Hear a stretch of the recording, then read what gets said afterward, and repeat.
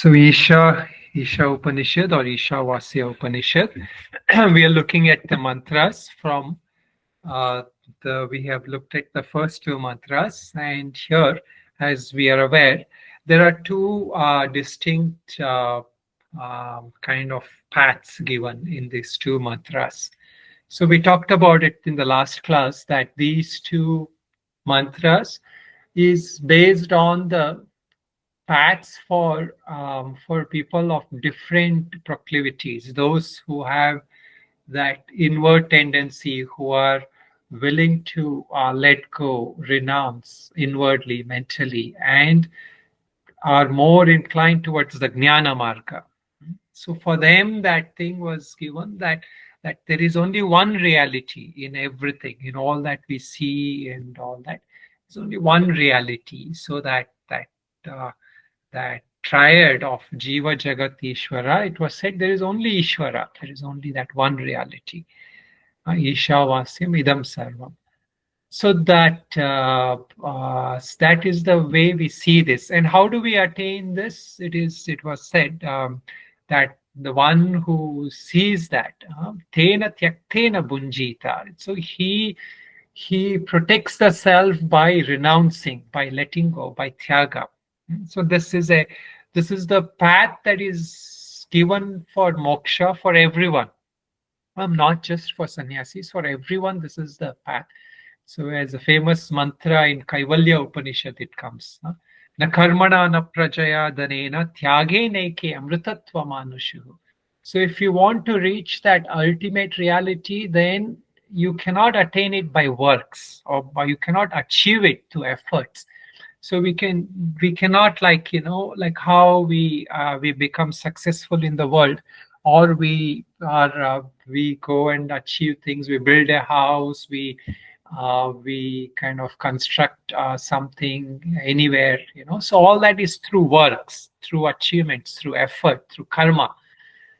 So na karmana, it is said, you cannot achieve that, this highest stage, this state of reality, this supreme joy, the state of God or ourself is not attained through actions.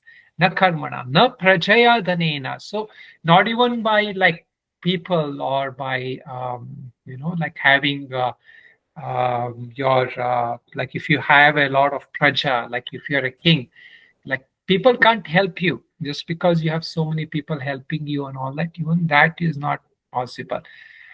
Na dhanena, money also cannot get you that, and that is something which we begin to understand very soon. So my money is not going to help me get that state of, to my real state, my state of pure awareness, consciousness, beingness. I cannot buy it through money.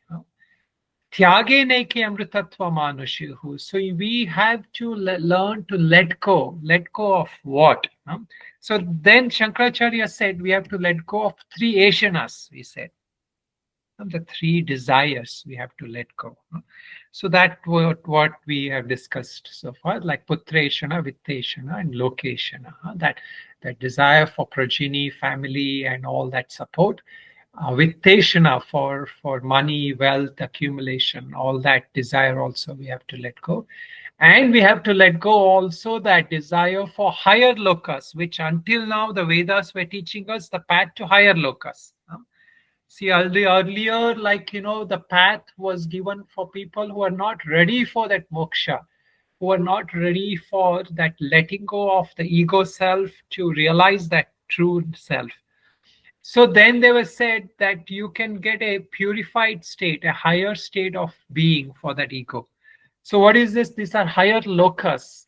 So there are those in all the Indian mythology.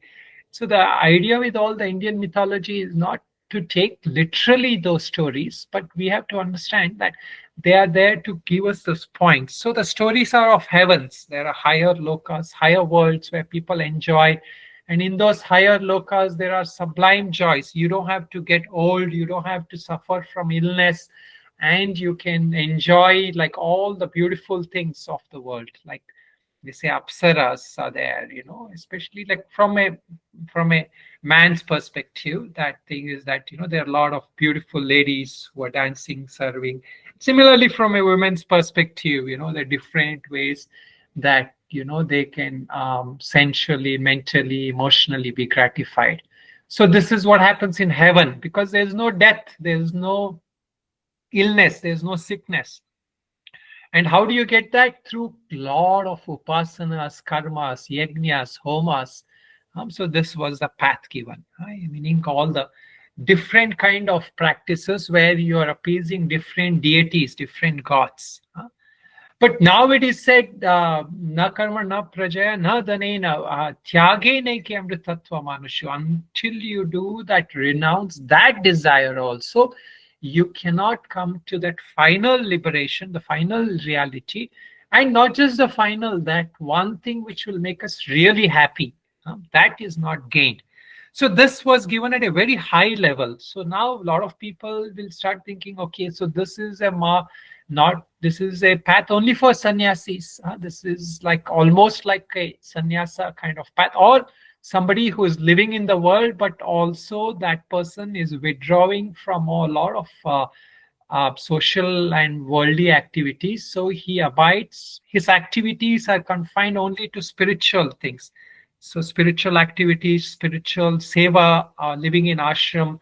So the ideal is only for vanaprastha ashram and sannyasa ashram. Out of the 4 ashrams we have, only the 2 ashrams are like outwardly qualified for this first mantra.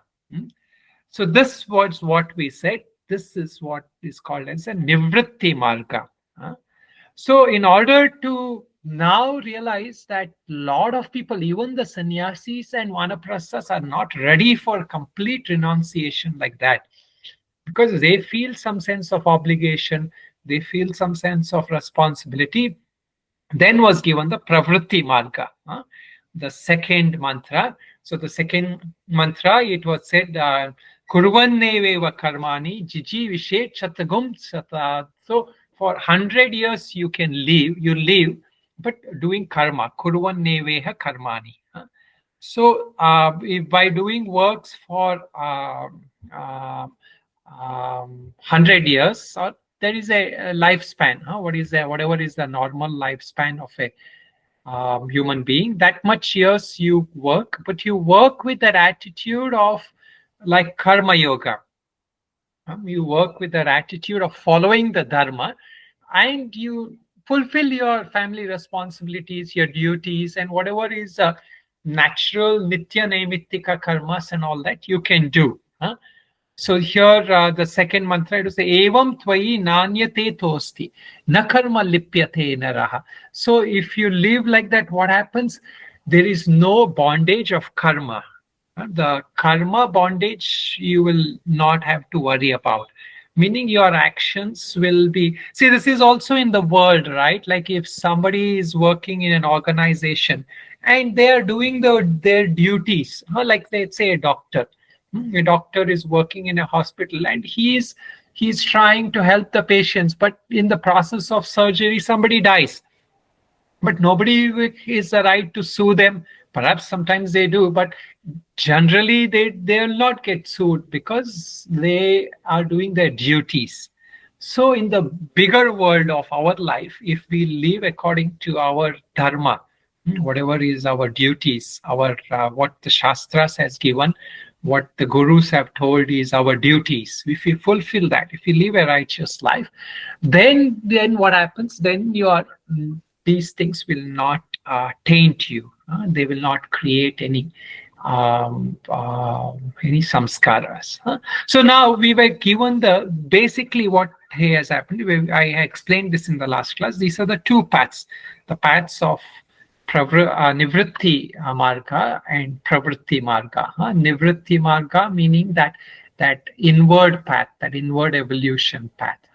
The path of disassociation, detachment, the path of prioritizing this kind of life as the first thing. So you may be in the world, but this is the first priority, so that everything is centered around this. The Pravritti marga, you are focused still on your worldly activities and you're still doing some jnana, you're still doing other things, but you not at the cost of letting go of your responsibilities. And this is also the path in Bhagavad Gita was given mostly to Arjuna, that you have to do your duty. You cannot forsake your duty. You have to fight that battle. So, but how do you, this one, that is what Arjuna was, labha, labha, jaya, jaya. Tatha yuddhaya yujyasva na karma lipyate. So you fight, you do your thing without having that attachment for win, loss, or sukhe dukkhe same krutva labha labha jaya jaya. Whether you're happy or unhappy, whether you are see, it's like sometimes people say, right, I'm not in a mood to work today. So what happens there? That is like you are going on your mood. So that is not the Pravritti Marga. So Pravritti Marga is also means that whether you are in a mood or not, you have to show up. That is a responsibility you're taking, right? So that is like how, we have show the commitment there. Labha, labha, jaya, jaya. So if you lose or you win, you still keep on doing your work. Tatha yuddhaya yujyasva. That is how you should do your battles of life. Okay, so now this is a thing. Now this is a setup. Now as we move to the third mantra, we have to understand these two margas. So before I go to the third mantra, what I'll do is I'll just in case somebody has some doubts and all that, we can just go through these two paths which we have which I've already discussed last time, but I'll just show a little bit of a chart. So these are the two paths we discussed. Everyone, I hope, can see this. All right. Okay. All right. So now we have here the two paths, the Nivritti Marga and the Pravritti Marga. Let us just summarize a little bit. Now there is a thing here. Now when we talk about the first mantra, it is clearly the Nivritti Marga. The second mantra is clearly the Pravritti Marga. Now what happens that in reality, if we really look at our life, many things that we do, we still are not even able to follow in the Pravritti Marga. So there is what happens if you look at a normal person in the world, which of the paths is he following, Pravritti Marga or Nivritti Marga? Let's say somebody who is not interested in not just Vedanta, is in none of the four yogas he or she is interested. Which of the two paths you think he is going to follow, Pravritti Marga or Nivritti Marga? Nivritti Marga. Worldly person. Worldly person is Pravritti Marga. But Pravritti Marga requires that you have to go through according to Dharma, Shastras, right? So do people in the world follow the Dharma and Shastras? Normal person, like a businessman. So in reality now, actually what happens is that Pravritti Marga also requires that you have to follow the Shastras. You have to be wise. A normal person is in what we can call as a samsaric marga, samsari. So it's a worldly path. What is a worldly path? The worldly path is action according to one's desires and tendencies. So let's say for a person who is interested in like just worldly goals, he wants to have a greatest business just because he wants to have the best of the houses, the best of the cars, the best of the popularity. And he's also wanting to, like even for his children, he's interested, like he wants to give them the best of the life, right? So that is natural tendencies. That is not the dharma really. So that is a samsaric marga. So there is a third path now. Only if there is a third path, we can appreciate the second path, the Pravritti Marga, or what we call the middle path. The middle path is possible only if we understand that there is a Sansaric Marga.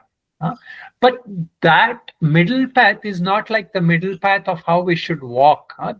What we are interested is really the highest path, which is the path of Nivritti Marga. So here, let us look at these things. What is happening is, this is the path, what we can say, inward path, or the path of disengagement. So if you want to call it, it's a path of disengagement, meaning you are not interested in worldly desires. You're not, that is not your goal. You may be acting, but that is not your goal. You know very much, I will not get happiness from that, or I do not derive my source of happiness from worldly activities. Then there is the path of involvement, where you will still be active, like you will, if you have wife, children, or husband, children, you will do your duties there. You will comply that, you know, all those things that you're doing, you will not let go of that. So the path of involvement, or it's a conscious activity where you realize that I have responsibilities, I have certain desires I can't let go. Desire that my children should have education, desire that my children should have a like a good life, basic, at least good life.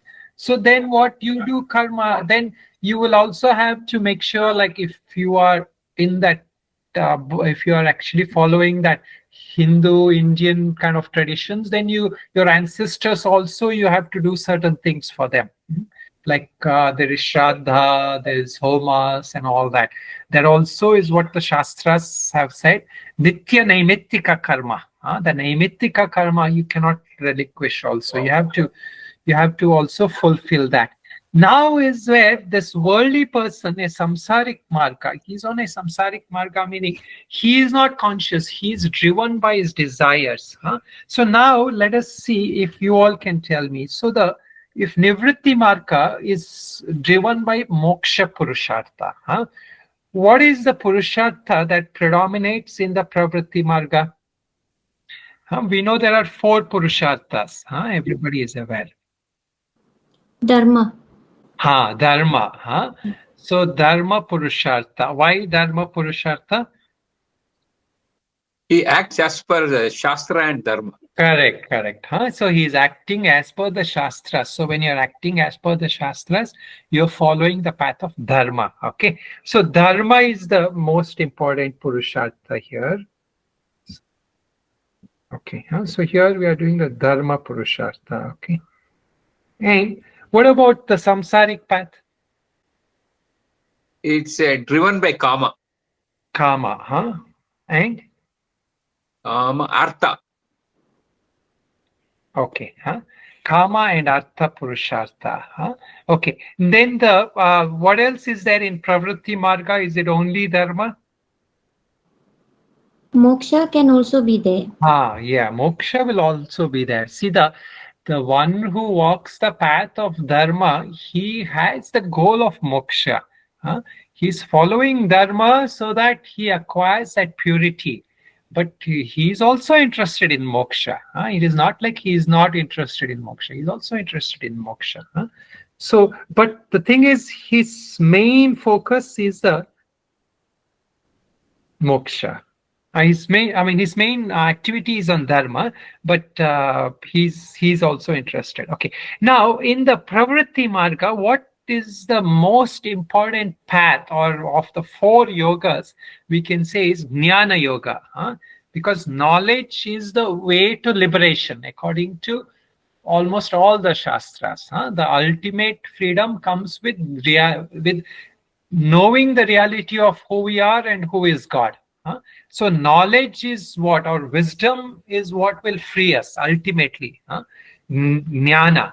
But then there can be also some amount of dhyana. So we will talk about that. But what about Pravritti Marga? What are the paths for a person who is living in the world? What are the yogas that they can do? Is it Karma Yoga?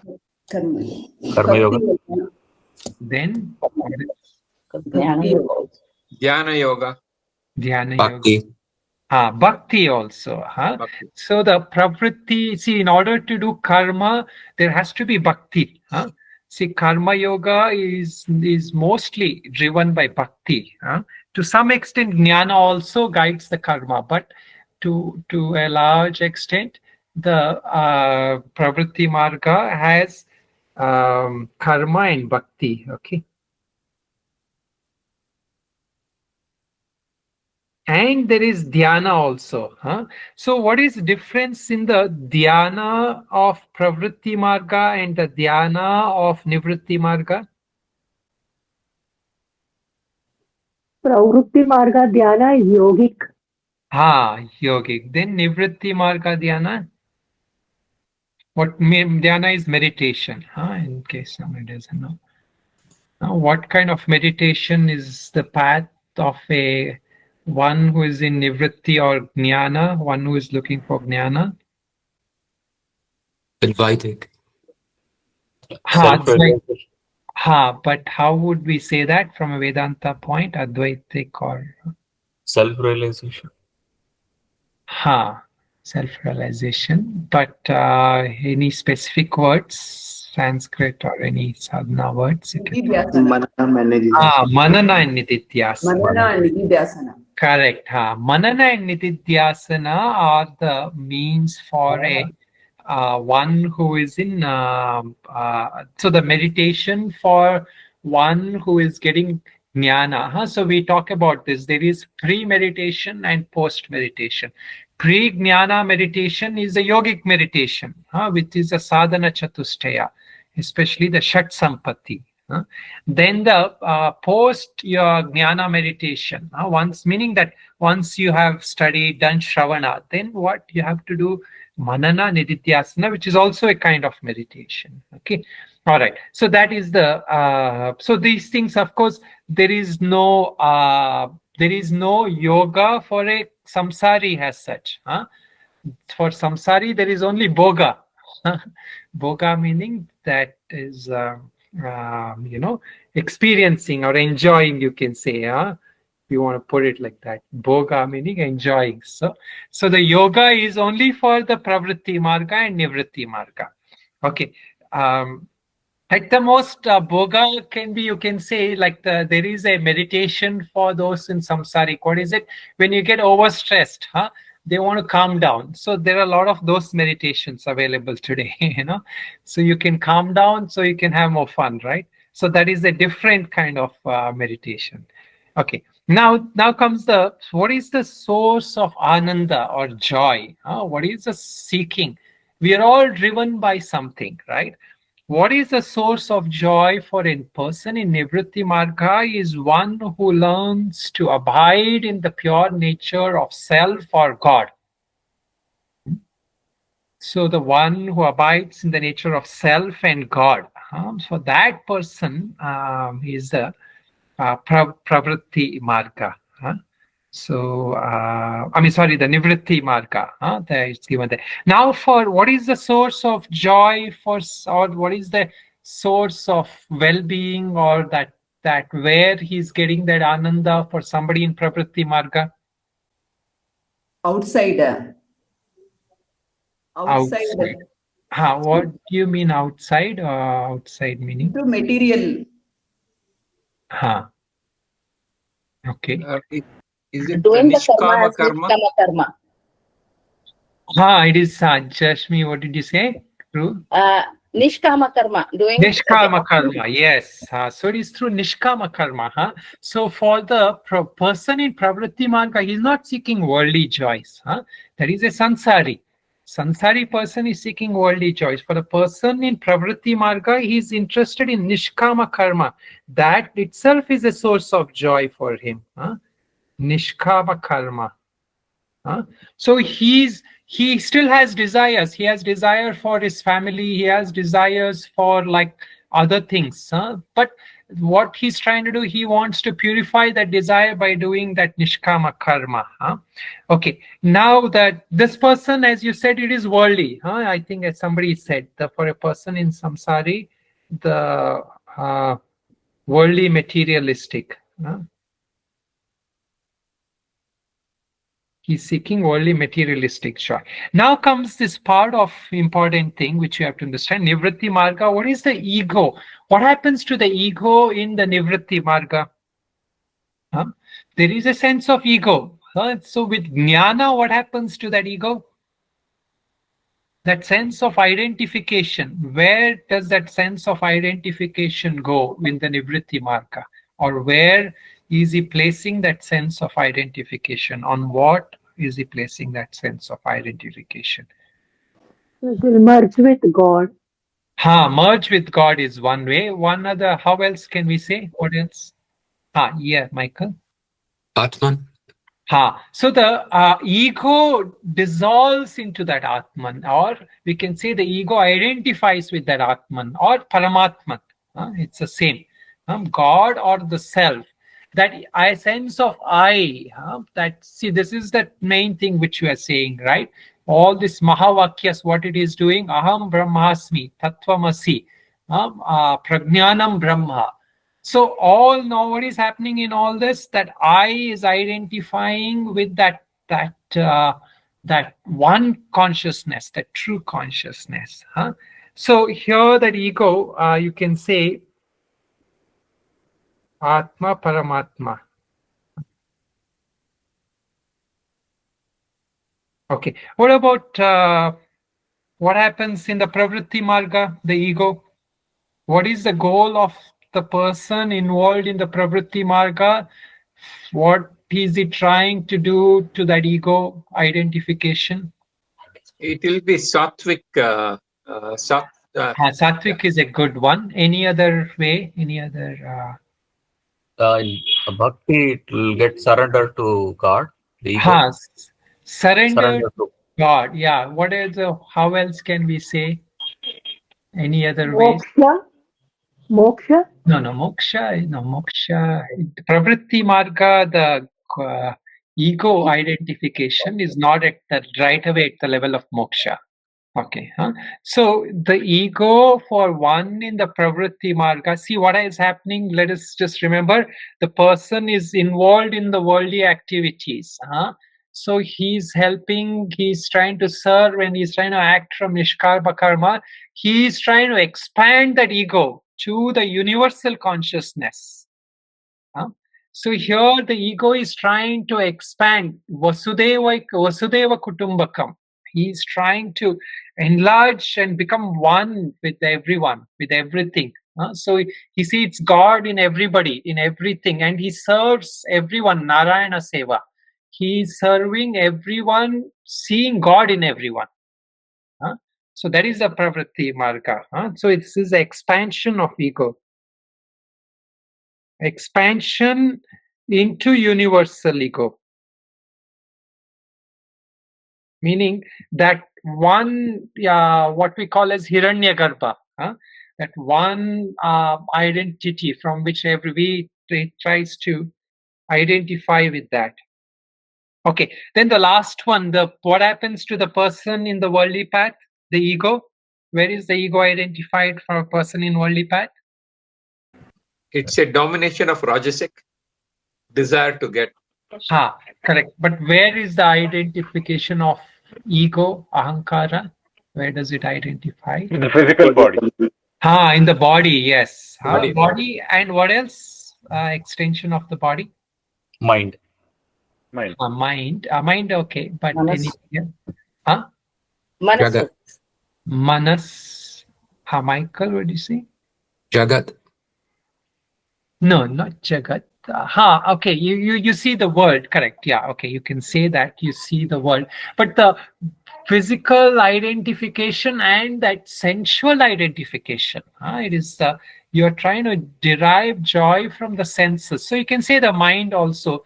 But importantly, what is happening is you're trying to experience the world through the senses. And so every sense pleasure makes you feel good. A happy sense experience makes you feel good egoistically. See, like when some person is sad, right? Then they say, okay, have a chocolate, have a something. Why? Because that sense experience makes that ego feel good. So that is a normal worldly person, and that something happens. See, when physically they are not well, then completely they get upset mentally, right? So that is it is at the level of, we can say, body and senses, and we can say the mind also. Mind also is correct, but okay. Now the last point here, the activities. What are the activities? Typical activities for somebody in Nivritti Marga, one who has decided, I will leave that, this is the top priority for my life, like somebody like a sannyasa, vanaprastha. What is their main activities in their life? Dhyana, correct? Yes, meditation. Then what else? Asanga. Asanga. What do you mean asanga? Giving up everything. You don't have any attachment towards anything. Vairagya. Vairagya, correct. Yeah, that is okay. But some activities has to be there, right? Like, what do you do once you give up? Bhagavat Chintane. Bhagavat Chintane. Okay, that is good. Yeah. What else from a Vedantic point? What can we say? Manana Nididhyasana. Manana Nididhyasana. And what are we doing now? Teaching. Swadhyaya. Swadhyaya, yeah. Contemplation. You are doing contemplation now? Shravanam, the hearing. Shravana. Shravana. Reading Shravana now. I think all of you who missed the Shravanam video, please see. Many of you missed last class. So I see all of you who are especially or video off. I think most likely you all missed the Shravanam class last class. So okay, try to watch that part, because I gave some very good points there. So all of you try to listen to that Shravanam video again. Okay, then what else can that person do? What else can that person do in the Nivritti Marga? Let's say we stretch it a little further. What else could that person do? Nirguna upasanas. Nirguna upasana. Okay, good. So actually, see, that is true. Now we can stretch it a little bit here. The person who is doing the Nivritti Marga can actually seek satsang. So somebody said asanga. I was hoping that was what you meant. See, you are detaching from the world, but you have to attach to something, right? You can seek satsanga because you are not a realized person yet when you are in the Nivritti Marga. You are still what we call the Vividisha Sannyasi kind of path, meaning you are still striving for that moksha. So you can serve, you can seek satsanga, you can serve the guru and the ashram and all that. So there is nothing wrong with those kind of things. You are not serving to make money, but you can serve other that acharyas, those things and all that ashram where you are staying and all that is allowed for the person in Nivritti Marga. He can visit Mahatmas. He can seek seek to talk to Mahatmas and people. So those are all allowed for that person, and he can even kind of go to some Tirtha Yatras if they want. So the main thing is that focus is on that moksha. Whatever helps them in that process, they can do. What about the person in Pravritti Marga? What all things can they do? What are their main activities? One is service. Serving, yeah. Okay. Serving whom or what? Serving the society as a whole. Okay, yeah, that is also you can say. Okay, you can say selfless serving. Actually, they're not at that level of selfless service yet. They are working towards that. So like all of you, many of you who are grihasthas, what are you all doing? You have to think from that angle. Pravritti Marga, those who are interested in the spiritual path, but how do you live that spiritual path? Dhyana. Karma yoga. Shravana. Shravana. Karma yoga. Then manana again. Service of family and community. Absolutely. Basic. Yeah. What else? Service. What else did you say, Michael? Oh, just basic, good, wholesome, virtuous work in the world. Yes. Service of family also, right? So this is part of Pravritti. This is your duties, right? You are doing that. And the that what we can call like service to community. So what do they call the good Samaritan, right? The the one who lives a good life, like helping your neighbors, helping society. And there is one important thing: the early part of the Vedas. What did they ask us to do? The early part of the Vedas. Karma, of course, yajna, but what else? Satsanga. Ram Subramaniam, what did you say? I was about to say Nitya Karma. Nitya Karma, yes, Nitya Karma, absolutely. Yeah, so that is the Nitya Karma includes all your, like yajnas, homas, and all that. It also includes one more part in that first part of the Veda we have. What is the things? The yajnas and everything. What did you say, Varun? Upasanas, the yajnas. Upasanas, absolutely. What kind of upasanas are they? The first part? The fire ceremonies and everything. Yeah. So there is a difference here. There is upasanas here, okay? And as somebody already said this before, here it is nirguna upasana mostly, okay? And here it is saguna upasanas. You worship the deities, you worship God, you worship different things. Actually, the real thing for a person in Nivritti Marga, this is actually one of the Acharya's take, and I will just share this. The only upasana a person in Nirguna thing is doing is he is only allowed to worship the Guru, meaning the Acharya, seva to that Guru, because that he is getting knowledge from that Guru. That is the only thing he is really allowed. But you can say in a way that he's seeing the God in the Guru, or that seva, that self in that Guru Tattva. So all other forms of deity worships comes in the Saguna Upasana or the Nivritti, Pravritti kind of upasanas. Okay. All right. So then, of course, the activities for a person in Sansari, I don't have to say, all of you are quite familiar with that, right? Okay. Okay. So now let us look at the third mantra. So if somebody can just project the mantras, we will just look at the third mantra and we will end it there. Okay. So we will maybe what we will do is we will chant the second mantra and the third mantra. So if you can put the second mantra, please. So those of you can repeat after me. Kuruvanneveha karmani jijivishet shatagum samaha evam tvai nanyate tosti na karma lipyate nare. Next one.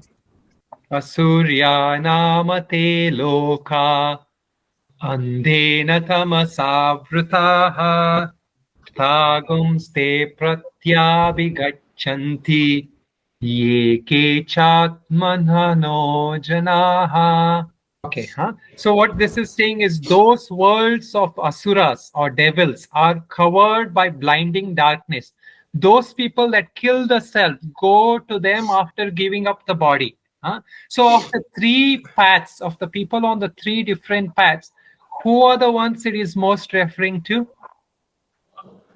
Third one.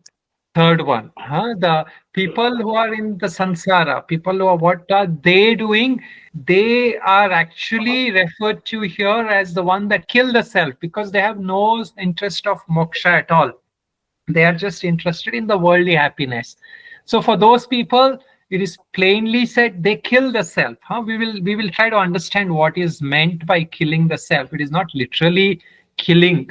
It is meaning that you are in a state of like zombie, meaning you are unaware of the nature of self.